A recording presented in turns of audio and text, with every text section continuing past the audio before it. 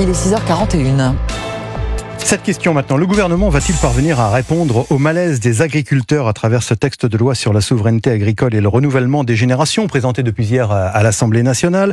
Un texte qui prévoit d'ériger l'agriculture au rang d'intérêt général majeur et qui était censé aussi répondre aux revendications qui avaient été exprimées lors du gouvernement des agriculteurs, lors du mouvement des agriculteurs l'hiver dernier. Alors est-ce que ce sera suffisant pour calmer la colère? Eh bien, on en parle avec votre invité, Lionel Gougelot. Il s'agit d'Arnaud Guillot, président des jeunes agriculteurs. Arnaud Gaillot, pardonnez-moi. Gaillot, oui. Bonjour Arnaud Gaillot.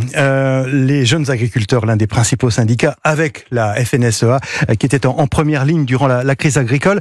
Alors qu'Arnaud Rousseau, le président de la FNSEA, se dit globalement pas convaincu par ce projet de loi, c'est votre cas vous aussi ? Écoutez, je pense que ça exprime aussi une partie des attentes des agriculteurs. Je pense que ce texte ne répondra pas à l'entièreté de la crise. Il y a d'autres textes qui sont en préparation et qui doivent y répondre, notamment sur la question du revenu avec les états généraux de l'alimentation, cette amélioration. Nous, pour la partie GIA, sur quand même tout ce qui est la partie installation, tout ça, qui d'ailleurs était prêt dès le mois de décembre, ça va plutôt dans le bon sens, avec quand même des choses à renforcer, notamment sur l'article du diagnostic modulaire. C'est quoi ça? Alors le diagnostic modulaire, si vous voulez, pour que vos auditeurs comprennent, c'est l'ambition qu'on a dans ce diagnostic-là, c'est de pouvoir donner aux agriculteurs, soit en place, soit à ceux qui vont s'installer, une vraie vision à 360 de leur outil de travail, avec l'idée d'un stress test climatique. Ça veut dire de comment la ferme peut être adaptée demain à ce changement climatique qu'on perçoit tous les jours et qu'on sait qu'il va potentiellement se renforcer. Donc des contraintes supplémentaires? Non, c'est pas des contraintes, c'est vraiment une étude qui vous permet de vous donner les points forts, les points faibles de votre exploitation. Avec derrière, il n'y a pas une condition d'obligation de les mettre en place. C'est vraiment vous donner les moyens d'avoir les vrais outils pour faire les bons choix et faire évoluer l'entreprise. Après, sur la question de souveraineté alimentaire, qui était quand même un des enjeux, et notamment de mettre l'intérêt fondamental. Pour l'instant, de la manière que c'est marqué, il y a un peu des vides juridiques, c'est plus quelque chose de com que vraiment de solide pour vraiment rééquilibrer les forces. C'est plus une déclaration d'intention générale, quoi. Oui, voilà, pour l'instant, c'est plus une déclaration d'intention et nous, on espère qu'à l'Assemblée nationale, ça sera renforcé pour qu'il y ait un équilibre. On l'avait dit dès le début, le but, c'est pas que l'agriculture soit au-dessus de tout, mais que l'agriculture soit au même niveau que le reste. Par rapport aux revendications qui avaient été exprimées l'hiver dernier sur les blocages, est-ce que dans ce texte, il y a des réponses concrètes déjà que vous avez pu repérer, discerner? Il y a quand même cette question d'intérêt. Il faut aller plus loin. Il y a des questions sur les haies, sur des points comme ça. Après, pour nous, on le prend vraiment comme une pièce du puzzle. Je vous le disais, il y aura la question de la PPL simplification. On l'espère qu'il doit arriver très vite, qui répond aussi tout un tas de demandes que les agriculteurs et les agricultrices avaient. Je vous le disais, il y a le travail qui est fait en ce moment pour renforcer la loi sur les états généraux de l'alimentation. Et on espère que ça sera prêt pour avant. Si vous voulez, c'est tout un tas de pièces et de passages par la loi qui vont devoir arriver pour vous dire. Et moi, je pense que avant la rentrée, ça sera compliqué de vous dire. Ça y est, on a tout. On a une vision globale qui nous permet de dire enfin. On a tous les éléments qui ont changé, qui permettent de répondre. Donc Arnaud Gaillot, vous êtes, dans une forme encore d'expectative, finalement, quant à la réponse du gouvernement vis-à-vis de ce malaise très profond qui s'était exprimé l'hiver dernier. Oui, on est des gens pragmatiques et on l'avait dit à la sortie de la réunion avec le président de la République. On est dans le 3e temps. Depuis le début, on avait dit qu'il y aurait plusieurs temps, que ça serait une course de fond.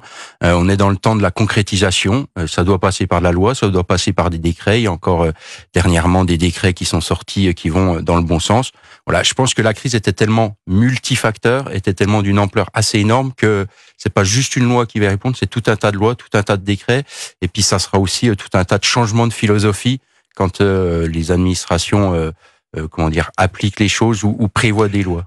Pas de signe vous laissant penser que vos confrères agriculteurs, jeunes agriculteurs ou moins jeunes, auraient envie de retourner sur le bitume, tout simplement, de retourner faire des opérations de blocage? Ce qui est compliqué, c'est qu'à l'heure actuelle, moi j'estime que tout a été mis sur la table pour arriver à répondre et qu'on a les moyens d'y répondre par la loi d'orientation, par la loi EGA, par la PPL phytosanitaire, par la PPL simplification.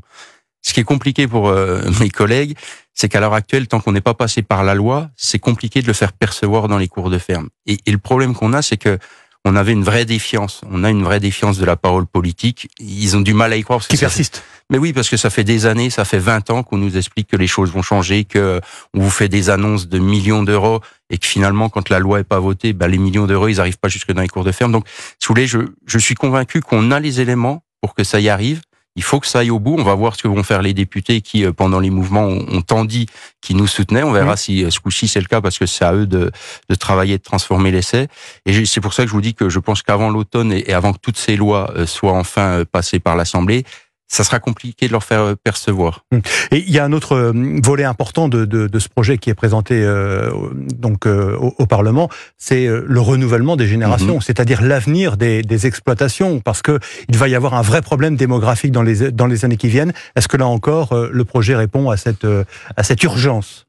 Alors ça l'objectif d'y répondre. Nous, on en était, et on l'avait dit dès le mois de décembre, ça allait plutôt dans le bon sens et on en était plutôt satisfait. On a participé pendant 2 ans à l'élaboration du projet de texte dans les réunions de concertation.